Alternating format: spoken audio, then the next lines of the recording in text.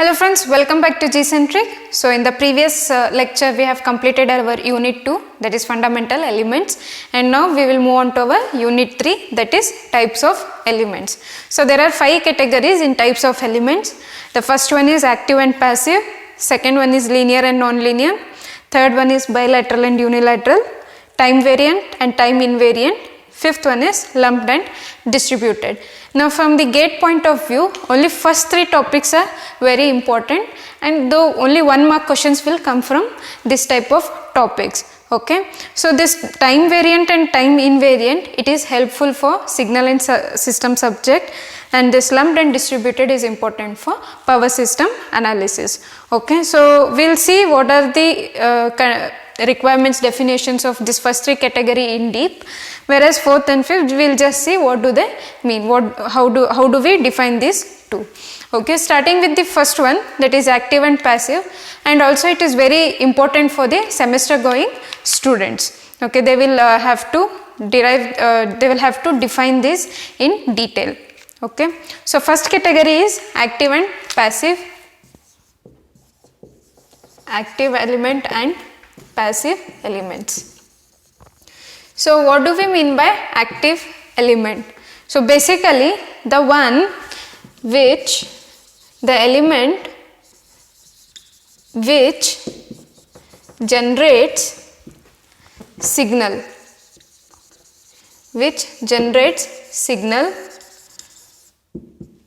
amplifies the signal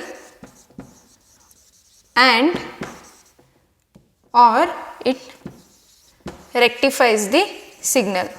So if it does any of these 3, then we will call it as active element. So generally we say that the one which supplies the energy, it is called as active element. That statement is also correct, but it is only half correct. So the full statement is that the active element is the one which generates signal, amplifies the signal or rectifies the signal. So if it does not do any of this, then it is called as passive.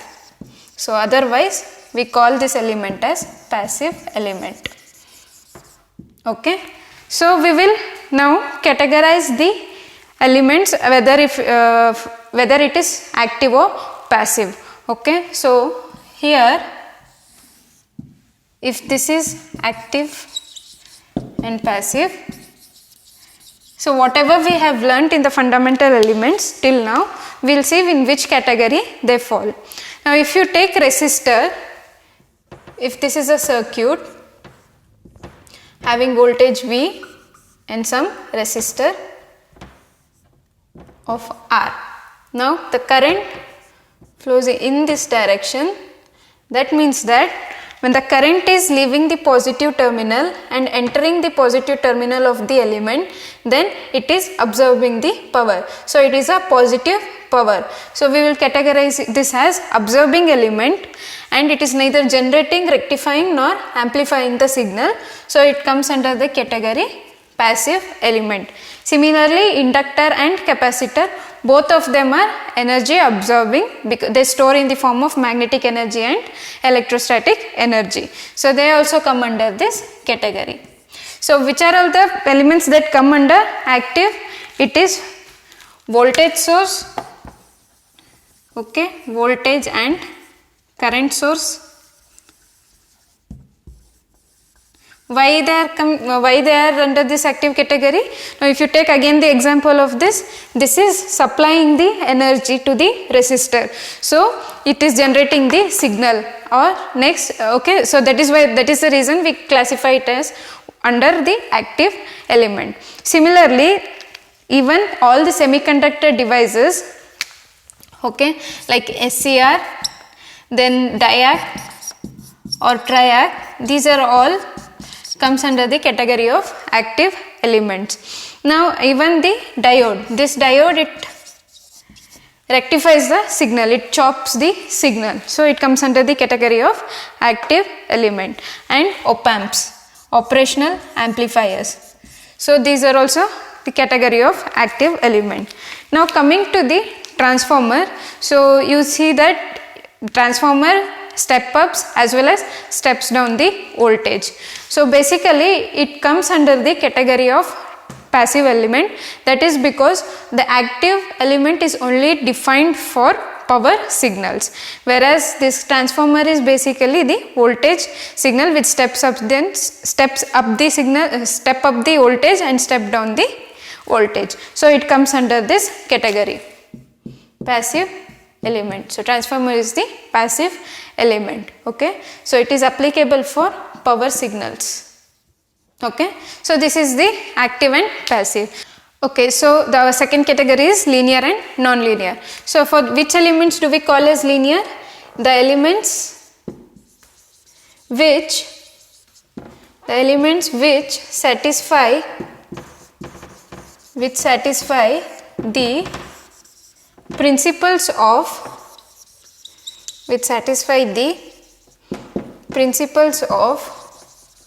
homogeneity and superposition. So we call them as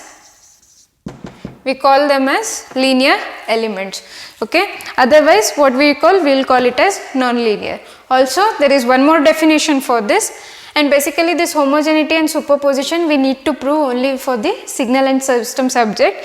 In this we can define one more definition for this linear, that is, if we take Cartesian plane having I and V, then if a straight line passes through the origin, it has to pass through the origin, then we will call it as linear. So now according to the fundamental elements that we have learnt, this becomes 1 by R for resistance, which is a linear element. Okay, so even we have seen this for inductor, where this is V of t and this is di by dt, and here is the inductance. So this slope is L, which is passing through the origin, so it is linear. So it comes under the category of linear. Similarly, Q for the capacitance, what is the for the capacitance we write it as linear. Why? This is Q is directly proportional to V. Q is equal to C into V. Okay, so this is Q and this is V. So it is also passing through the origin. So this is also linear. Now coming to the semiconductor devices, which category do they fall? Okay, if I draw for diode, then okay, if this for diode, it is not a straight line, so hence it is non-linear. Okay, next if you see for SCR,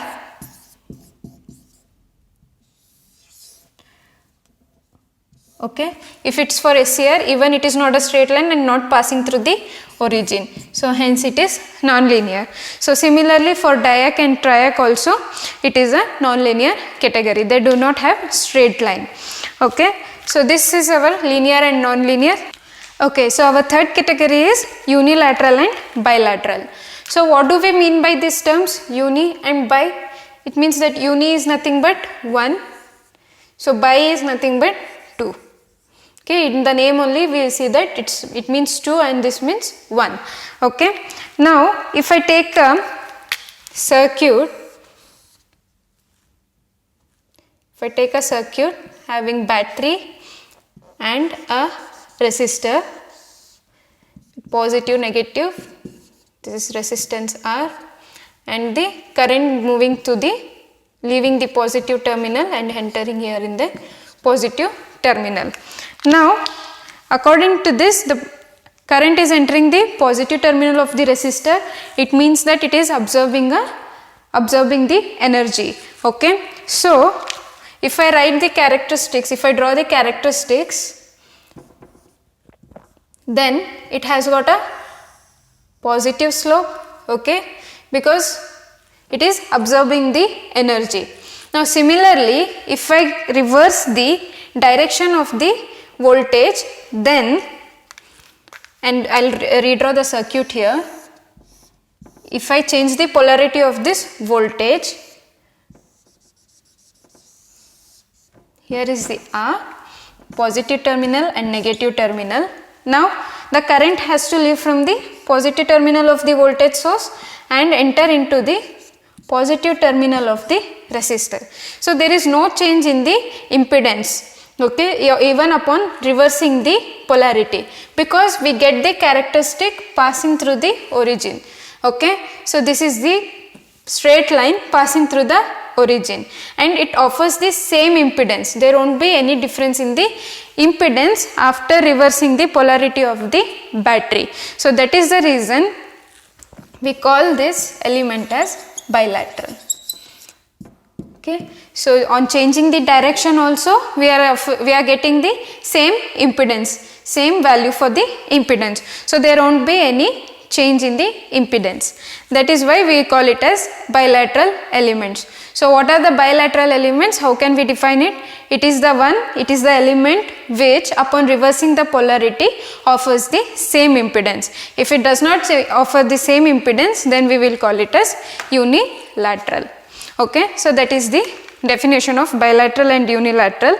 And also we can see that here it is in the first quadrant and it is in the third quadrant. So if it is offering the same impedance in third quadrant as well as in the first quadrant, then this is the bilateral category. Even if it offers in the second quadrant and fourth quadrant, if the impedance is same, then also it is bilateral. Okay. Now if you take any of the diodes, semiconductor devices, then we will see one by one.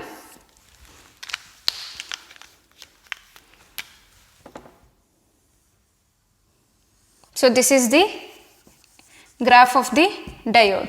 Now if you see that it does not offer the same impedance in first and second quadrant, that is the reason we will classify it under unilateral category. Okay.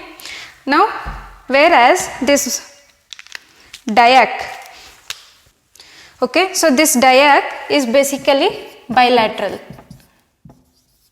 It is offering the same impedance. Okay. So this is the classification of unilateral and bilateral. Next we will see time variant and time invariant, okay, which is very important for signal and systems. So in the name itself it says that time variant. If a quantity is varying with respect to time, then we will call it as time variant, and if it remains constant for all the duration of time, there might be slight changes, but that slight changes will be negligible. So we will classify it under time invariant category. Okay. So if you want example, like if you are cycling on the road and the road is up and down, then the speed won't be constant, it is varying with the time. So it is time variant. So we do not accept that type of system for designing the circuits. Okay. And in control system also we will learn about only linear time invariant systems, that is in short we will call as LTI systems. Okay. Now coming to the fifth category, lumped and distributed. So what do we mean by lumped? If I draw a circuit having voltage source and some resistance, okay, plus minus, and the current is leaving through this terminal. Okay. So now if I represent the resistance here, it does not mean that the resistance is only present in this part. So it is present in here also, here also, here also, here also. Okay. So when we take this collectively, whether it's resistor, inductor and capacitance together and club it and we represent by one symbol here, then we will call it as lumped network. Okay. Whereas for distributed, if we are able to divide for one length, that is per meter, then we can say that it is a distributed network. So for that length per meter we can divide resistor, inductor and capacitor, that is we will call it as distributed network. Okay. So for this lumped network, basically we will offer so this network theory is only valid till 1 megahertz, and later on it is valid for EMFT. Lumped and distributed both are applicable for EMFT. Okay, so this is the just the definition of lumped and distributed. Now we will see some of the problems. Only first three categories: active, linear, bilateral. We will see if these are the applicable for different types of graphs. Okay, so we will see some of the graphs and we will classify whether it is linear, non-linear, active, passive, bilateral or unilateral. So in this first question, we see that it is a linear element.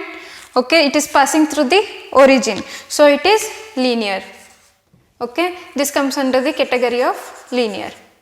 Now, if it has got a positive slope and it is appearing in first quadrant and second quadrant, so this is the positive slope. What do we mean by positive slope? That it is absorbing energy. So we have seen in the circuit, okay, if this is voltage, current I, since the current I is entering the positive terminal, even the voltage is positive, then current is also positive. It is an absorbing element and we get positive slope. Okay, so this comes under the category of passive. If you see any of the positive slope, then it comes under the category of passive element. Okay, so this is linear, passive, and if it's bilateral or unilateral, it is bilateral. So here also it is offering the same impedance. Here also if it is offering the same impedance for that particular time period. Okay, so this is bilateral.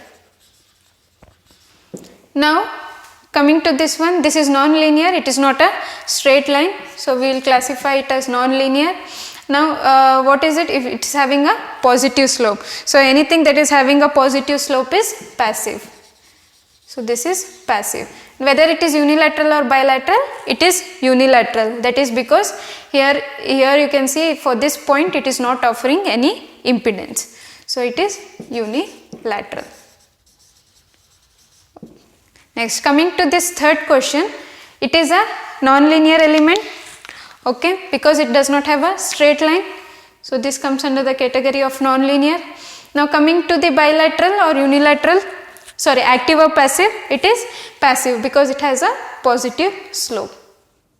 Okay, whether it is bilateral or unilateral, we have to check these points. Here also it is 6, here also it is -6, then 5 and -5. So if you calculate Z is equal to V upon I, you will get R is equal to V upon I, you will get same impedance on both the sides. So it is the bilateral. Next, coming to this question, now it has got a negative slope. So if it is negative slope, we will classify it as active, and whether it is linear or non-linear, it is linear and passing through the origin. So it is a linear element. Next, coming to bilateral or unilateral, it is bilateral. Okay. Coming to this fifth question, you can see that it has both positive slope as well as negative slope. Positive as well as negative slope. Now take the circuit.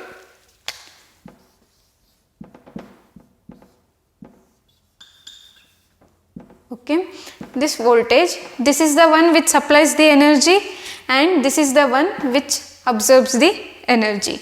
Now there is no case that the resistor is always dominant without the in the presence of active element, so it cannot happen. Okay, so always we will see, if we encounter with these types of graphs, we always say that it is active. Okay, so your negative slope and positive slope, whenever you incur both the slopes, we will say that it is an active element, and it is basically non-linear, it is not passing through the origin.